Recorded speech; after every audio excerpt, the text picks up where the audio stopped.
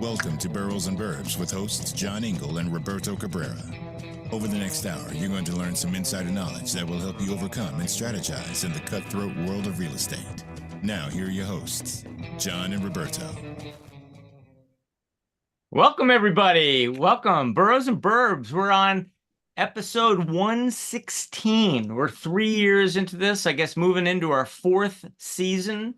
And this is the first time we're doing a show on Puerto Rico. I've been to Puerto Rico several times, so I am personally fascinated by Puerto Rico and been wanting to do this show for 3 years and finally getting to do it. We've got two experts. We've got Alberto Baco-Bagué of the Partnership for Modern Puerto Rico, and we've got Angus Beavers. Say hello, Angus. Hello, how are you? Excellent. And he's a realtor, and we're going to talk about the real estate market there. We're going to talk with Alberto about the tax incentives and a lot of the financial changes that have been made to stimulate tourism. Before that, I want to start by introducing my partner, Roberto. Say hello. How are you guys? Hello, everybody. I've been to Puerto Rico once, but it was like 30 years ago. So we'll see how it's changed. Okay. And where are you calling in from? Oh, I'm, in the center of the universe, Manhattan. Upper West Side. All right. And I've got Scott Hobbs in, where are you, Scott? You in Connecticut? All right. He'll be helping us out. Before we begin, I just want to say thank you to Grace Farms. No good son of a bitch. Who's that? Terrible I was. She didn't. What did I ever do to deserve this? What a mean bastard. She was right. What did she ever do to deserve that? Nothing. Who is that? Andrea. I'm gonna cry that. So, well, keep going, John. All right. I'm gonna wasn't talking about me. I'm gonna make some co-hosts, and yes. Maybe you can stop. You can mute people if that happens again. Okay. Anyway, where was it? I wanted to just thank our sponsor, gracefarms.org. You can go visit gracefarms.org and please visit them, find out more about their Design for Freedom initiative. Oh, Daddy, I'm no good. Take care of your mother. That's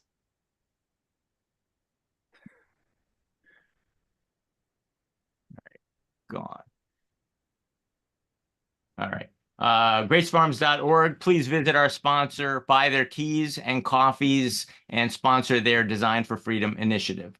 And with that, let's start our show on Puerto Rico. Angus, why don't you orient us on Puerto Rico? I'm going to pull up the map, and I want you to tell us about the major points of interest in Puerto Rico. I do believe Alberto's joined us, isn't he?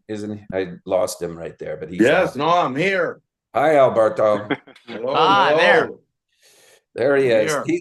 He's the most casually, always the least overdressed guy is the guy with all the power, right? You're in the Caribbean. I was gonna wear a flowered shirt just for the hell of it, but John told me it was okay to look, like a straight guy in Connecticut. But I'm going to pull up, while you're talking, I want to pull up Alberto's website. Alberto is a very important guy. This is Alberto's Wikipedia page. And then when you go to his website, you realize that Alberto has been spending, 35 years promoting Puerto Rico to major businesses.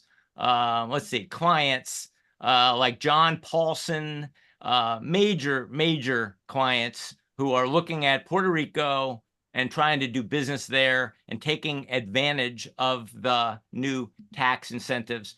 I think one of your most recent jobs was for the Partnership for Modern Puerto Rico. And were you the head of finance for one of the recent governments there? Yes, I was a Secretary of Economic Development, basically when this movement of capital began to Puerto Rico, and when I describe it as human capital and wealth that it began. So I'm surprised you have been only one time in 30 years. Well, when we began the process, everybody said, what are you doing in Puerto Rico? Now they say, what happening that you are not in Puerto Rico? So things have changed in the last 10 years. Yeah. So when was that era that you're talking about, all that wealth? And the reason why I haven't gone is my parents are from Dominican Republic, so that's where I go. Very good. I hope that after we have this conversation, you get enthusiasm. Well, we began this movement in 2012. I was Secretary of Economic Development from 2012 to 2016. I have kept involved with this movement.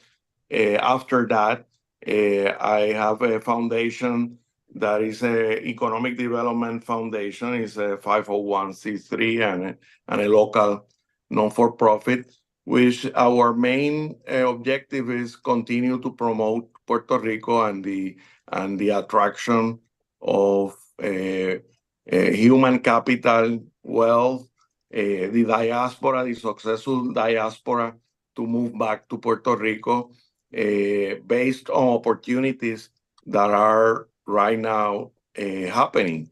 Through this process, I can guarantee with numbers, names, that there's no place in the world right now on a per capita basis receiving the number of millionaires that have moved to Puerto Rico, and they are successful.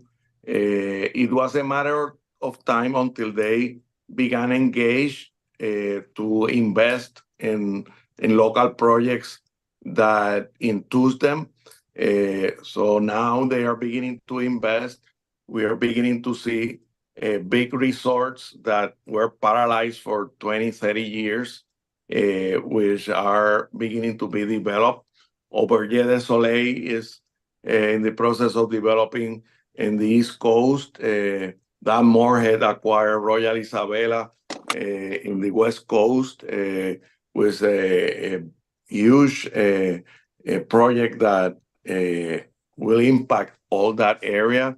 And as that real estate is on a new phase of construction, of new type of construction, we are not, and we don't want to copy other places. We are our own personality. Puerto Rico, what it has to offer to the world is diversity. Its people are passionate, and it's part of the United States. When John Paulson came to Puerto Rico to invest in 2013. Alberto, everybody says, come invest here. I want to get real specific.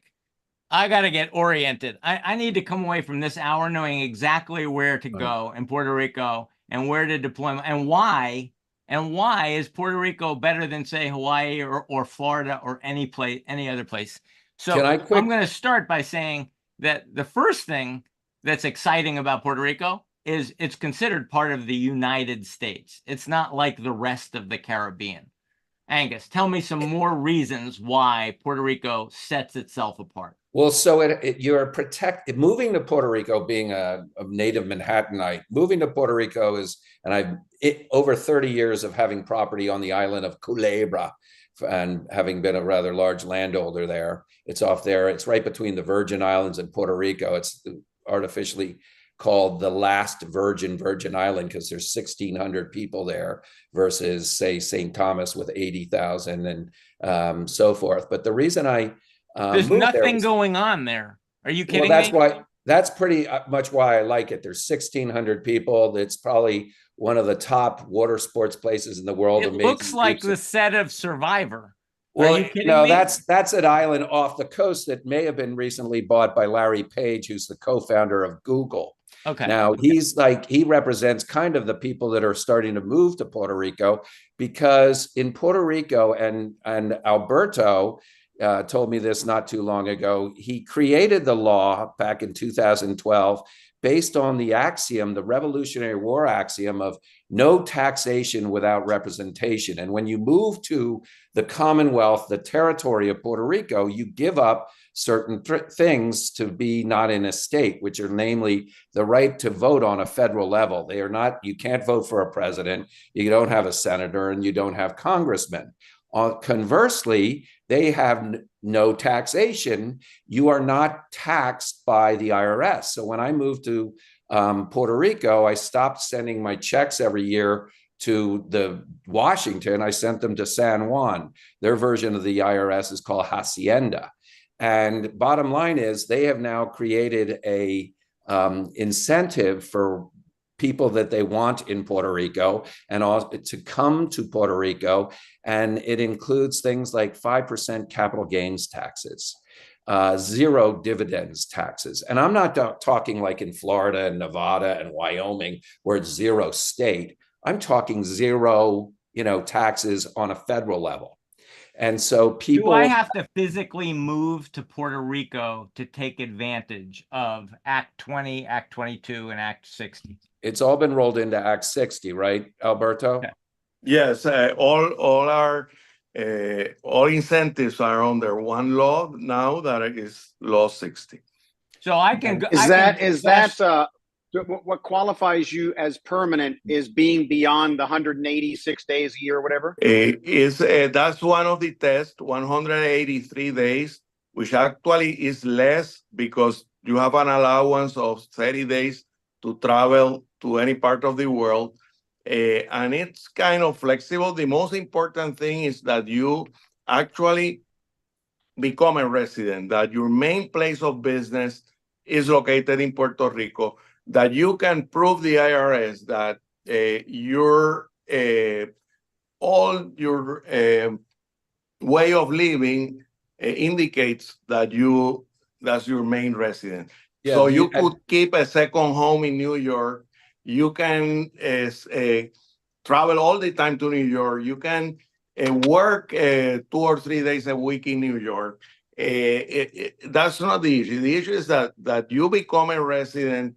You don't vote anymore in the U.S., but you're still a U.S. citizen. Puerto Rico is USA. That's one of the misconceptions. Is USA. All the laws of the United States apply except the IRS. We have FBI, no IRS.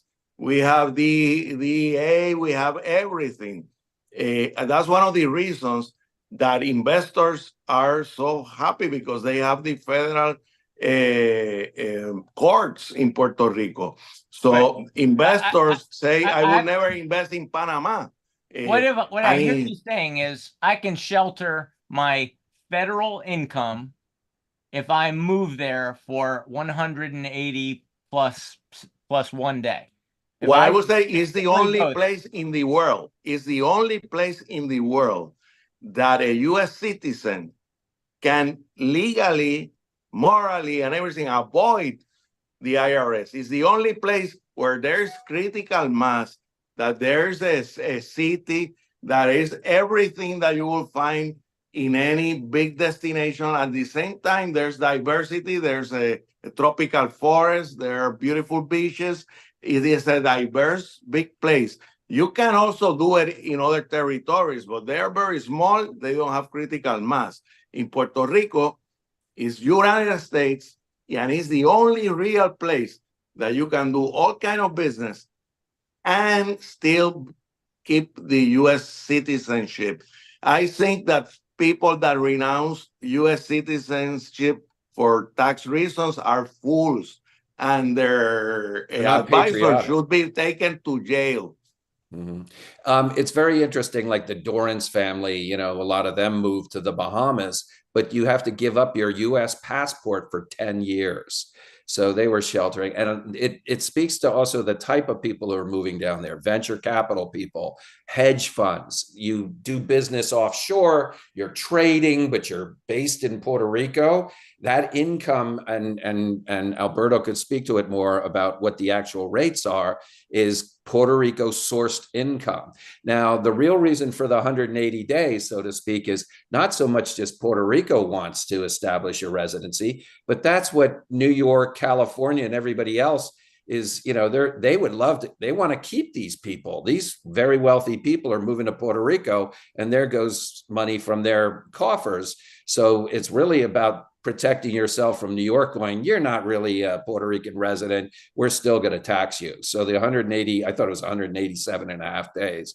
But at any rate, it's really one of the main reasons that, you have to move there, just like you have to move to Florida for 187 days. You have to establish residency. And recently, the newest augmentation to the law was that you actually have to buy a home in Puerto Rico. And so that's been very good for obviously the Puerto Rican real estate business. And it's also created a lot of, need for high-end luxury homes. And I say that because, as I might have told you guys before, I had a fabulous tour by Margaret Pena, Alberto, of Sotheby's over in Dorado, which is a rock resort, an old Rockefeller resort. And lo and behold, it's now sort of run by the Ritz-Carlton. And she pointed from the golf cart where you're running around at a nice house. And this is the beginning of 2020, right before COVID. And she said, I broke all the records in Puerto Rico. I sold that house for 12 million last year. And I said, oh, very impressive. It wasn't even on the beach. I said, oh, good for you. And I kind of thought, wow, the market's top number was 12 million. She goes, I sold it last week for 32 million. In 1 year, $20 million appreciation. And that's because of the need, the desire to be, in kind of an upscale neighborhood, right? So that's a good segue. Let's bounce around the map since it's up on the screen right now and talk to me about, say, the top 4 or 5 or 6 destinations for the wealthy in Puerto Rico. We've got San Juan, and everybody knows about Condado right next to Old San Juan. But where else can I go on the island? Let me take a shot, but before that, last night I had dinner in a new restaurant they opened at Dorado Beach, that resort that Angus was mentioning. It's called Flor de Sal, Italian. Excellent, 5-star. But I realized that resort have become so unique with all that they offer as a community. There's no resort, and I challenge anyone to present to me a 5-star resort that is 25 minutes from a main city that offers the diversity that Dorado Beach offers right now. Beautiful beach. It will have 4 golf courses. It have a magnificent, now just inaugurated complex of pickleball and all kind of courts that you can imagine for families. It has become the most complete resort in the United States that is near a city. And that is very unique. But to answer your question, the main places that are very diverse is Old San Juan. Old San Juan is in the United States. It's part of the United States. And it's the oldest functioning city. It's a city from the Spanish times. And it has the oldest governor's mansion in this hemisphere that is actually where a governor lives and works. And it's a jewel. And there's amazing architectural properties in Old San Juan. So Old San Juan is a destination. Condado is a destination. Bahia Beach in the East Coast is a destination. What I call the Marine Triangle is a fishing and wildlife destination that includes Culebra, Vieques, and the East Coast of Puerto Rico, where there's El Conquistador. There is a Marina Puerto Rey, Palmas del Mar, and soon it will be the Auberge de Soleil, and soon, take this one, Discovery Land is beginning to develop in Roosevelt Roads. And for those of you that know Discovery Land, they are well capitalized, and what they do is great things. So Alberto, that's the East Coast. Alberto, I didn't know that. Discovery Land is the George Clooney associated group that owns the Yellowstone Club. Yes. The Roosevelt Roads was a large Navy base on the eastern point of Puerto Rico, right near Fajardo. And it was the largest physical Navy base in the Atlantic. It was, I don't know how many thousands of acres, but Puerto Rico has been trying to basically do something with that. And obviously, if Discovery Land is taking it over, they're going to be doing huge, super high-end homes, with the golf courses, et cetera, there. I also say, I know, and probably Alberto knows, a gentleman is doing 3,000 acres in southwest Puerto Rico near Cabo Rojo. And I was told that Discovery had something to do with that as well. And I think they're also doing it. And what we're really talking about are, I guess, walled resorts and, places that people feel safe, that it's the neighborhoods are very homogeneous, but they're sort of Beverly Hills type qualities. I mean, I would imagine that's the case. And there are lots of international money. Paulson, Nick Prouty, a bunch of people have gone in there and are buying, and now obviously Discovery Land, Ritz-Carlton, et cetera, are doing, buying up large old fincas and turning them into sort of Lyford Key type places. But they go there not just for vacation, they're going there to work. And that's because the tax benefits, if you're a hedge funder and you get clinged 30% for every trade you make, well, go to Puerto Rico, you only get hit for 5%, and that's flat. That's a flat capital gains tax. So, you're up 25% on your competition every time you make a trade. All right. So I got to ask about the airport. The number one airport in the Caribbean by far is San Juan. And I've got to believe that that is a major reason. You have to be able to get there, and you have to be able to get there cheaply, and you have to be able to get there from everywhere for a place to experience economic development. Number two is a distant second is St. Martin's Airport. And this airport can carry a lot more volume, that's the beauty of it. It's the government privatized it, and the companies that is managing it have created additional capabilities to handle more traffic, number one. And very interesting, the airlift to Puerto Rico from the U.S. have increased substantially. So there's a lot of alternatives, very cheap to come to Puerto Rico. So you now have flights even from Denver direct that we didn't used to have, from San Luis, from places that we had never had direct flights at very reasonable prices. So airlift to Puerto Rico it has become very available. One fact that is very important and is also unknown is that 50% of the U.S. residents don't have a passport, and you don't need a passport to come to Puerto Rico. So we are underdeveloped in number of rooms, and what we're beginning to see is an activation of hotel development because of the need for additional rooms. And 98% of Puerto Rico is a federal opportunity zone. So in theory, you could move down there, avoid federal taxes, invest in hospitality or just development, and you can avoid income taxes for the first 10 years. And then there's all sorts of hospitality incentives from the Puerto Rican government to make you build hotels. And I say this because I'm looking at something that I think was off of Alberto's website, that in Hawaii has a population of 1.4 million. It boasts 57,000 hotel rooms. Puerto Rico, which has a population of 3.4 million, has just 15,000 hotel rooms. That's a ratio in Hawaii of one hotel room for 24 residents. In Puerto Rico, it's one hotel room for 227. There's a 10-to-1 ratio that Hawaii has over Puerto Rico for hotel rooms. And I say this because there's also a heck of a lot more area in Puerto Rico than in the cumulative state of Hawaii. So what is the 2%? I want to tie these two thoughts together.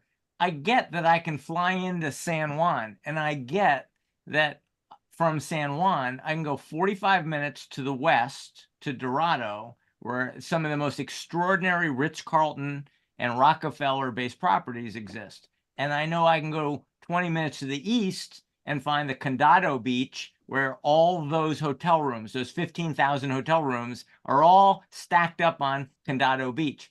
But you're talking about places like Cabo Rojo and Culebra and Vieques that are hours away by car. 20-minute by a puddle jump, 20-minute. Okay, so In a is plane. that how Puerto Rico is developing outside of the San Juan area? And a guy like me can look outside the San Juan area because I can get there easily and cheaply with a puddle jumper from the San Juan airport? And there's good highways. But there's a lot of other, I mean, Alberto mentioned John Paulson, who's bought a lot of properties.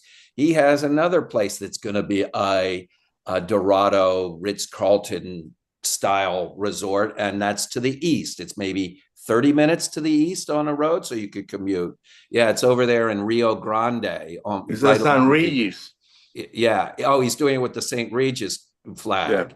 Yeah. And then there's down in the south, down by Naguabo, down below. That is where the Palmas del Mar, another fabulous resort that's been there for a long time, suffered. But that's a very hot place too, and it's beautiful. It's probably got 2, maybe 3 golf courses, beautiful. And then where you see Ceiba right there, just to the north, that whole area to the right of it, that green harbor and everything else, that's the land that was the Roosevelt Roads, the Navy base.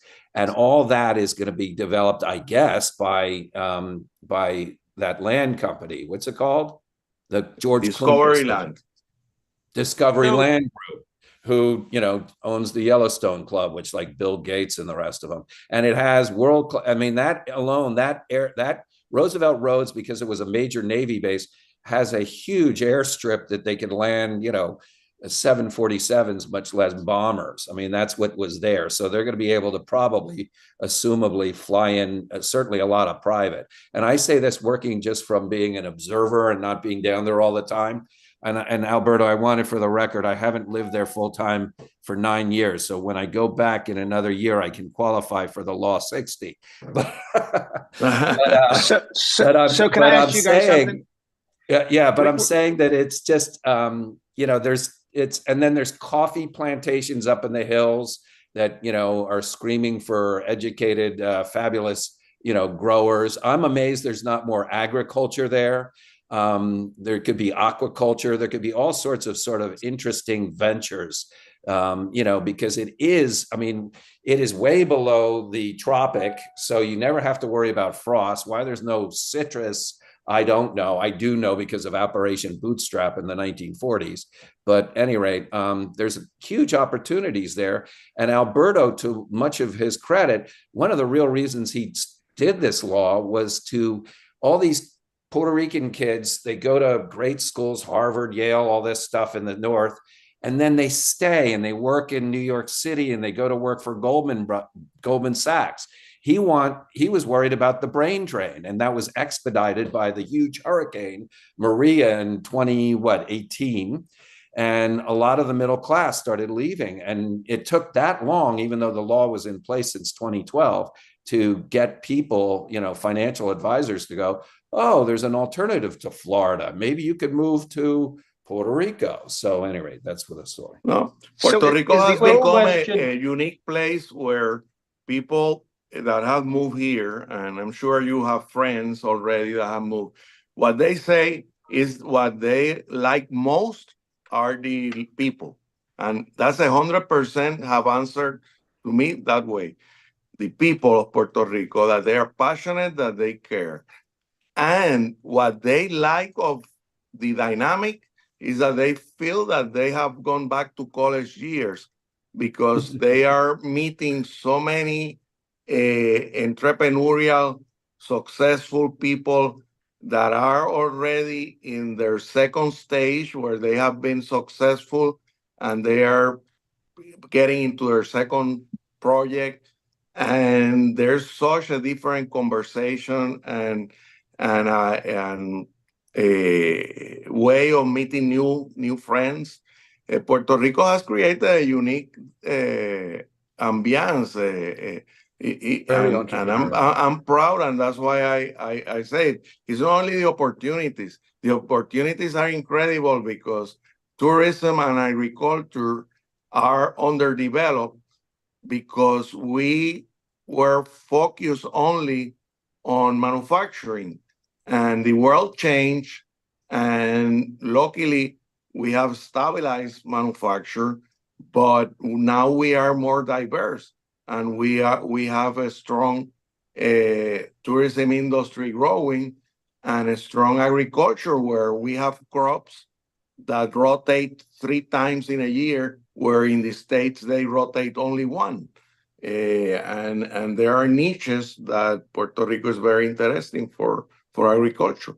What's So the in the- status of the Johns Hopkins facility down there?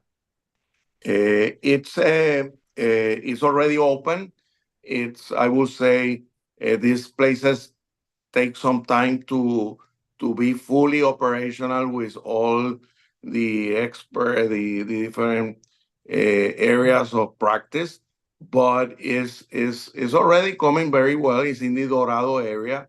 I think the developer of Dorado is a person I distinguish, and he ought to make as much money as he can make, because he was the only Puerto Rican that, as a developer, stayed believing in Puerto Rico for 10 very difficult years we had. And he's the one that made all this movement possible, because he continued building great houses. He built a school where it's called Tasis, and where all the kids of the new residents are going. And then he built a hospital in joint venture with John Hopkins. And I have no doubt that as it matures, it will be a world-class facility. Yeah. Roberto. I mean, medical wise, Puerto Rico always used to be, you go down island, you go to, St. Bart's or whatever, and they're like, what happens if somebody gets hurt? And they're like, we air them to Puerto Rico. I mean, that used to be the traditional thing to do anyways, because it has American standards, American medical doctors, etc.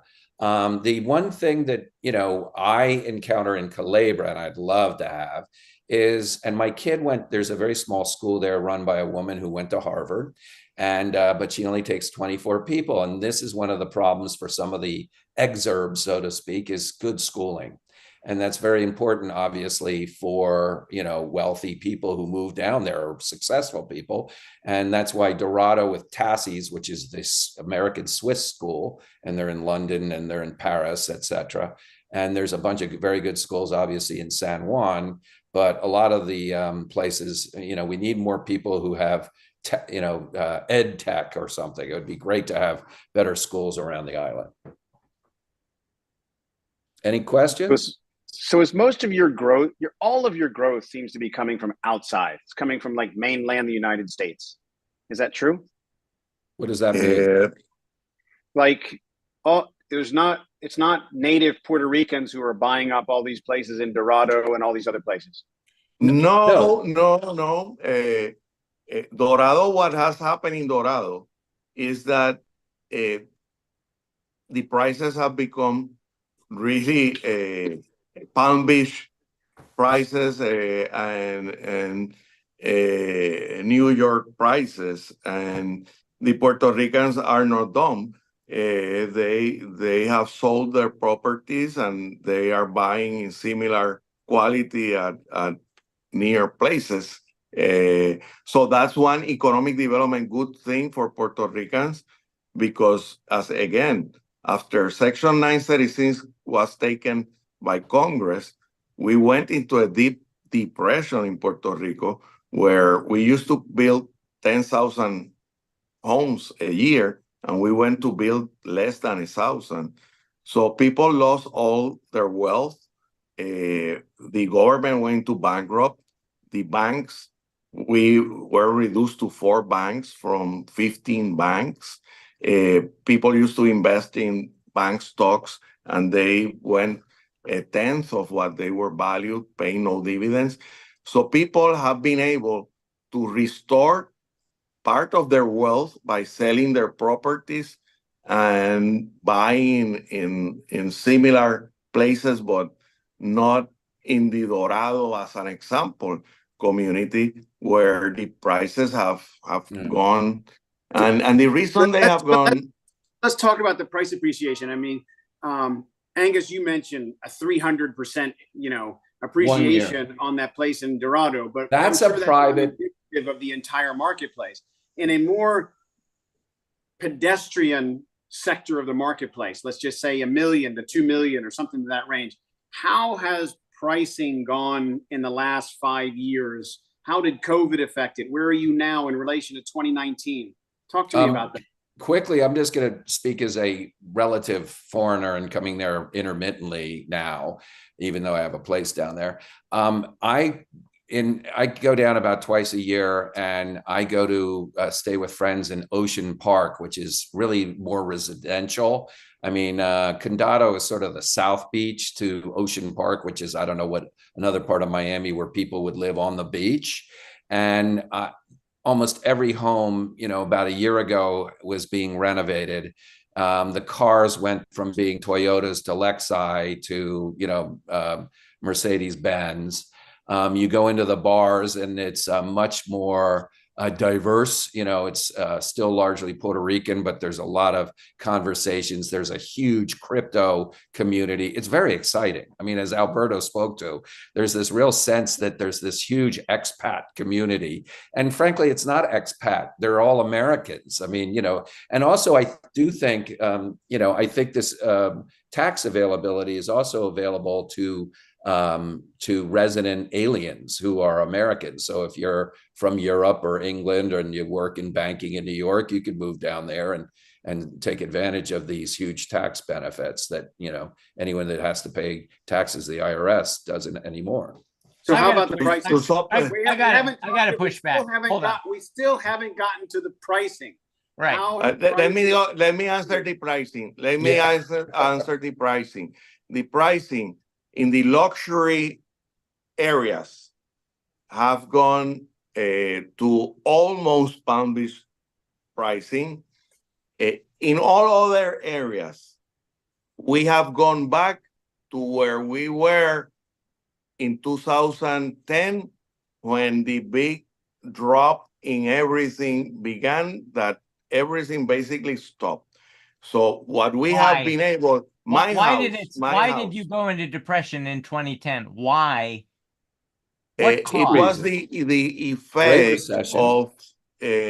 effect of Section 936 being repealed in 1996. It gave a 10-year transition period where basically a lot of the manufacturing companies began to close, but it was a slow closing process. And in that process, the government got a lot of money from exit contract clauses. So there was no problem at that time. But after 2006, then the government began to borrow excessively to make up for the difference in revenues. But it was not only that. We had lost of 200,000 jobs in manufacturing. So it what went I hear to 80,000. What I hear you saying was three problems. Too much government debt in the 2006 to 2010. You got whacked by COVID, which shut down the cruise ship and tourism industry for Puerto Rico, right? So we had a that was 10 years later. COVID wasn't a blessing. And number three, you had several major hurricanes come through. Well, no, and number four, guys, it was the Great Recession, right? And the recession. Everyone went into the Great Recession. The recession and the bankruptcy of the government. The government went bankrupt, basically. Before banks were closed, people lost everything in the stock market. They lost on their municipal bonds, which they invested in municipal bonds. Then came the hurricane in 2017, and that's where things began to turn around because a lot of federal help came to Puerto Rico and things began to reactivate itself. Wait, we got headlines here that Puerto Rico's infrastructure was not getting the investment it needed, that the power was out, that people like the federal government, I think the Trump administration, were accused of underinvesting in the rebuilding of Puerto Rico. That had No, the problem is that a lot of that money still have not been spent. It's how slow is the process of rebuilding and substituting an inadequate electrical grid that has been not maintained for a lot of years. But that's the bad news. The good news is that it's already being, it took a lot of time, but it's already being restored. The public utility was basically broken down in two, one for distribution and one for generation of energy. It was privatized, and there's $10 billion available for creating a state-of-the-art electrical grid. But these things take a lot of time. There are two bureaucracies, the local one plus the federal one. But in reality, the hurricane, you saw all the news because it was terrible. It was total devastation. But after devastation, it comes a rebirth. The only thing that in Puerto Rico is slow. It's slower than in what you see in the mainland. But you see New York after the flooding. Can I go back to my question? I want to try to make this so easy. Right, if Roberto. I bought something in Old San Juan for $1.5 million in 2018, 2019, what is that worth today? Is it still in that range, or is it No, up, it's down? It's probably worth 3 to 4, maybe. It's doubled. Doubled easily. Yeah. And number 2 is this. Indicative of all of San Juan, this, kind of? Okay. No, Old San Juan. Old San Juan. You asked Old San Juan. No, Old Condado. Old San Juan. Old Condado. I can give you by square feet. Old Condado. In 2016, it was $800 per square feet. 2016. Now, a similar property is $2,000 per square feet in Condado. Guys, what we're really speaking to, you were asking about it, is there is a huge dearth of middle class to upper middle class housing. And I say this because there is a lot of interest from people, not just to cater to the Dorado and the Palm Beach set, but there's a lot of people who are moving down there that are young entrepreneurs that want $1 million home, and they are finding it, but they're finding it very limited. So if you were to take advantage of the fabulous tax benefits that are offered from everything from federal opportunity zones to hospitality and development tax credits that the government of Puerto Rico itself grants you, you would be very welcome to build new housing. And I say that because that's what's happening. I have friends. I mentioned somebody's doing 3,000 acres in Cabo Rojo.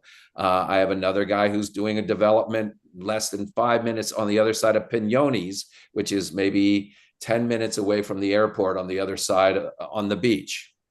And but that's kind of what I was curious about, because I have a dear friend. She has, her daughter just got engaged to a guy who is in, in a .com or what, I don't know what he does, but he works virtually, and they're in their 20s, and she's like, they live in Puerto Rico. So they live in Puerto Rico. He makes great money and they're paying no taxes. And I'm just wondering, or is a big contingent of the people that you see, young people in their 20s and early 30s doing that? Or is it billionaires like Paulson? I mean, where's No. It's a lot of youth, because they're the people that take the chance to move. Yeah. That's why I mentioned schools are important. It's young, young families who are starting out. And then there's a huge contingent of very high risk, takers. It has been called by New York Times, it's the name of Puerto Rico is Crypto Rico, because there's a bunch of billionaires down there. You mentioned one of them who is there. And then there's the gentleman who bought the hotel in Vieques. What's his name, Alberto?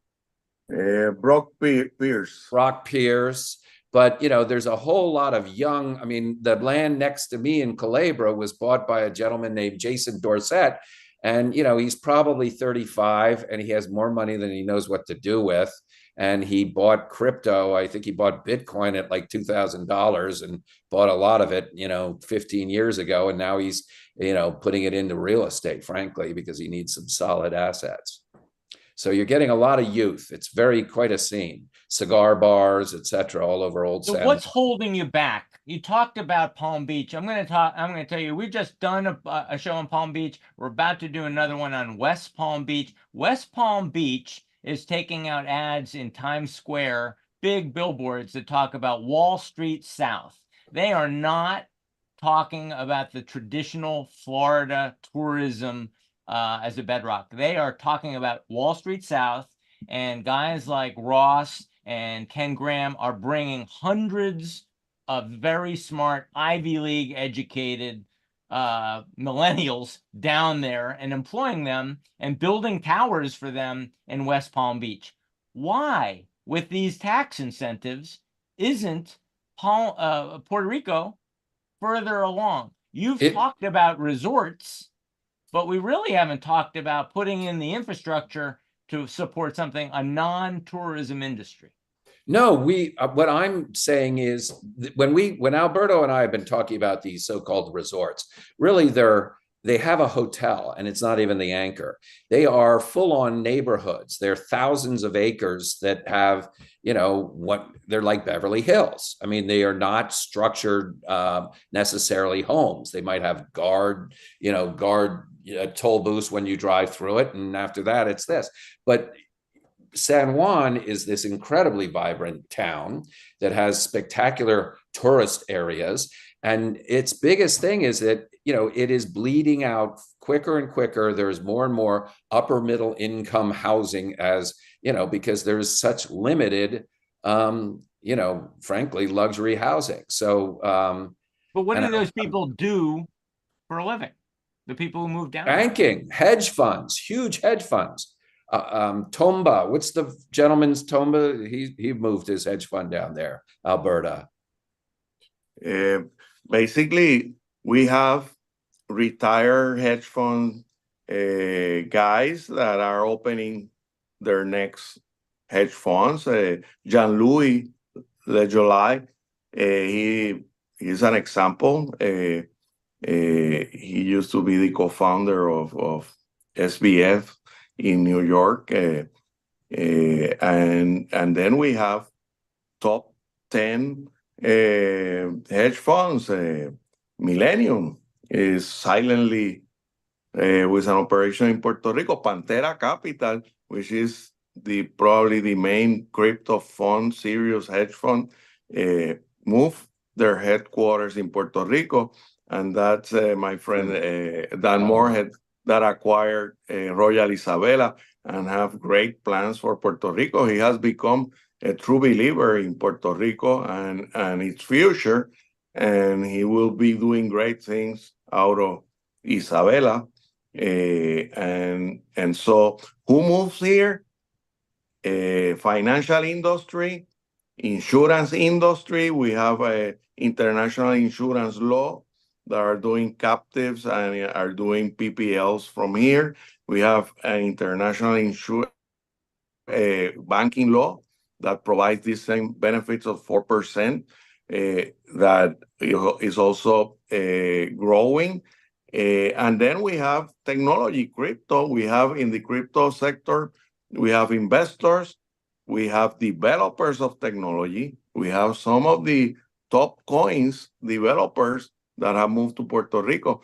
When you see that a startup will be taxed at 0% on their exit, you begin to understand why the values in Dorado Beach have gone to where they have gone, because people that are moving here, it's basically at the beginning were traders that probably they didn't have that big benefit, but now the system is colluding in favor of Puerto Rico because the financial advisors are the ones that are telling their clients, look, if you have an exit in the next 2 or 3 years, you number one choice is moving to Puerto Rico. Number 2 and number 3 is moving to Puerto Rico because it's 0% Capital gain. of capital gain, of a huge gain on an IPO or a sale of a business. I mean, I'm amazed how stupid. Alberto, are you a native Puerto Riqueño? Yes. Where did you grow up in San Juan? Yes. Do you still live in San Juan? Yes. Do the people in Puerto Rico feel, the puertorriqueños, do they feel, se sienten que all these people are coming from the US, prices are going up, they're driving us out. We actually, there's a contingent of people, working people, that do not like it. There is a minority of very vocal people trying to, and they're very loud, saying a message that is totally incorrect. And I agree that there are people that are studying with me, are in organizations with me like YPO, that they should know better, that end up repeating that same stupidity. Because these groups, they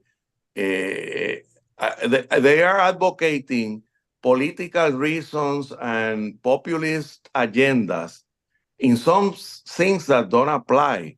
They are even saying that they don't want an American to move here to Puerto Rico when we have 6 million Puerto Ricans that have moved mainland to get welfare. And what we are receiving here is top talent that are investing in Puerto Rico and that would have never moved to Puerto Rico.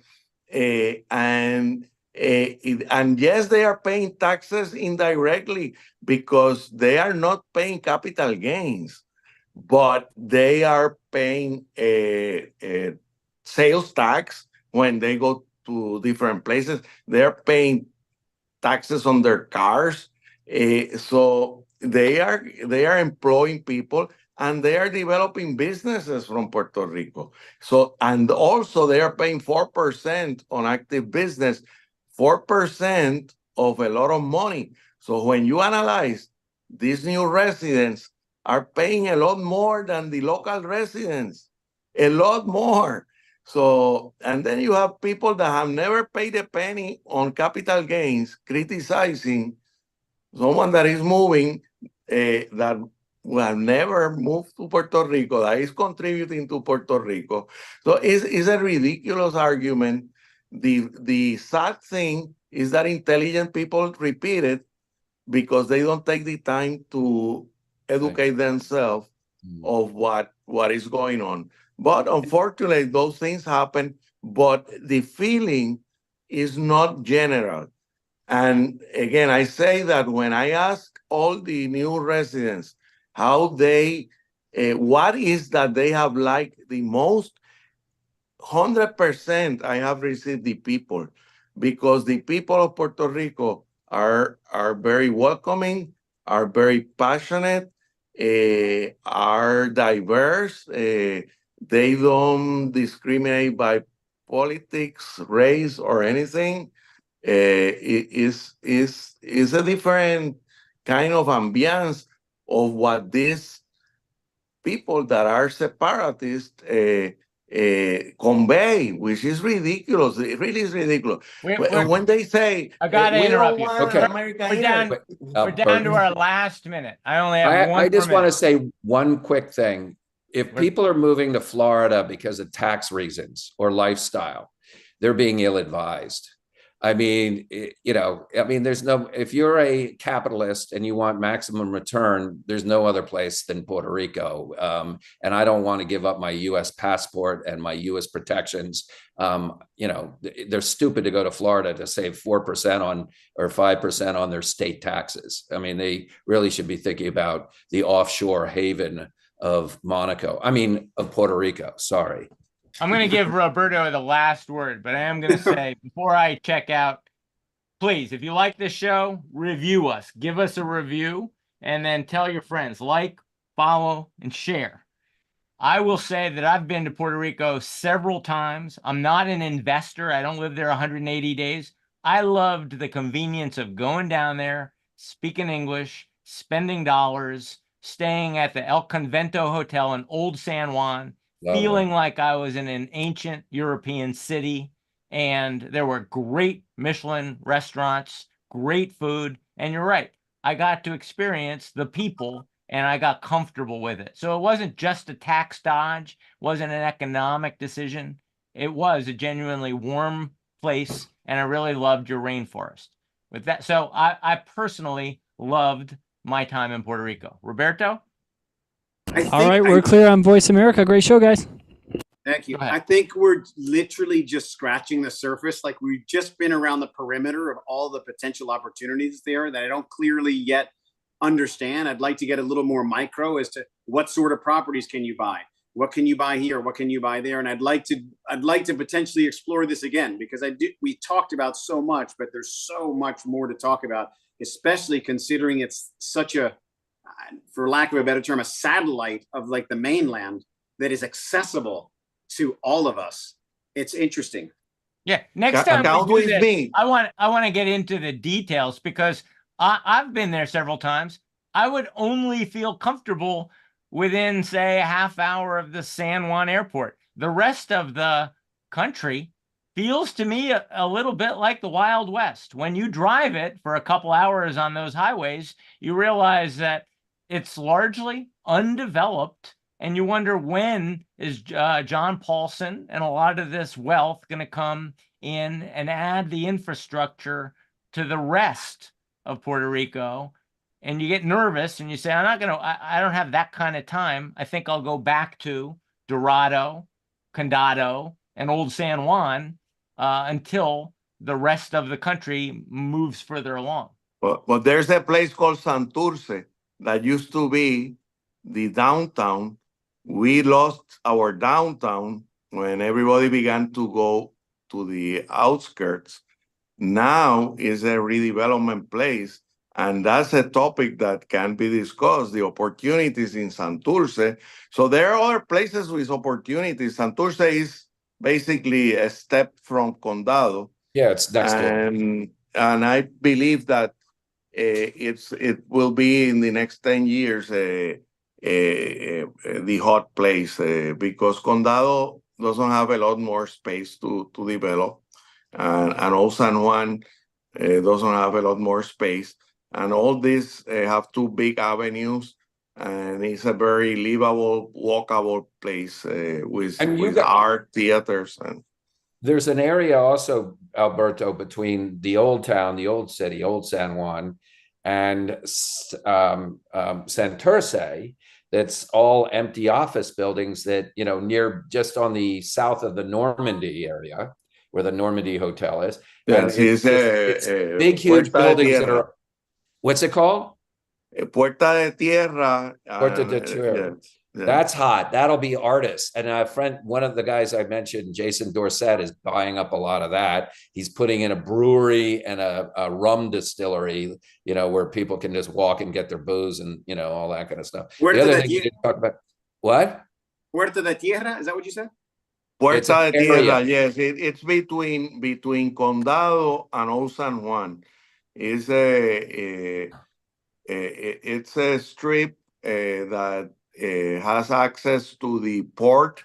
One of the developments that will happen is a luxury yacht marina near that area. That is kind of the middle point.